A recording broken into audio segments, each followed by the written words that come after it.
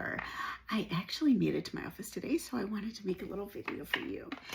I've seen a lot online lately about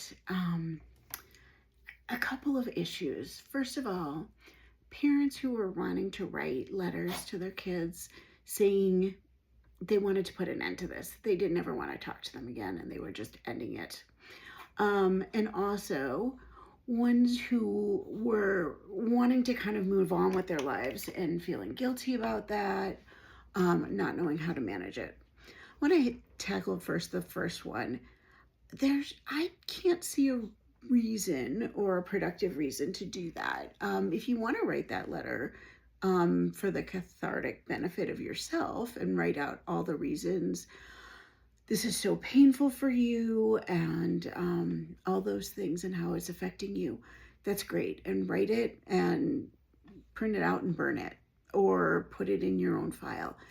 But there's nothing to really be gained, because if your child is trying to work through things for themselves, whether they're angry with you at the moment and are going to use this as more evidence that they shouldn't be working towards a reconciliation, or if they are kind of mentally trying to work through and figure out how to reconcile with you, how to reconcile with their past, whatever,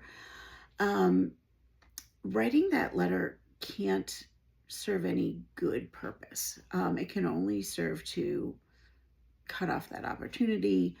It's just, you never know where things are going. You never know what's going on with your child. You don't want to close that door. If they come back to you and you don't feel ready to reconcile, you have that option. Then the ball's in your court. So I can't really see a positive reason to do that. As far as moving on, even if you're trying to reconcile, it doesn't matter. From the day that they walk out, you want to be taking care of yourself. You want to be living your own life. You want to continue with your hobbies and having friends of your own. You don't do that for their benefit. You do it for your benefit. You should have a life of your own and be moving on from adult children, whether they're talking to you or not. This is your time. You've raised your kids. They've moved out. You've done your job. They're still alive after age 18. Now is the time to travel and follow your own hobbies and take your extra time on weekends and spend it with your spouse or with your friends and do the things you want to be doing. That shouldn't have anything to do with your kids. They're not under 18 anymore. They're not your responsibility anymore. Yeah, it's wonderful if you have the opportunity to spend time with your kids and to talk to them.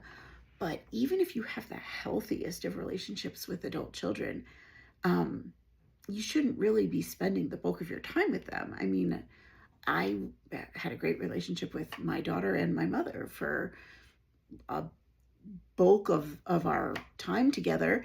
And the most I ever saw either one of them, unless it was, some extraordinary circumstance, we were traveling together or something, was maybe once a week. Well, that leaves the other 6 days when I should be doing fun things for me, especially if you're in a position where you're retired or have extra time. So absolutely, one way or another, it should be totally a separate issue from where you stand with your child. Move forward. Take care of yourself.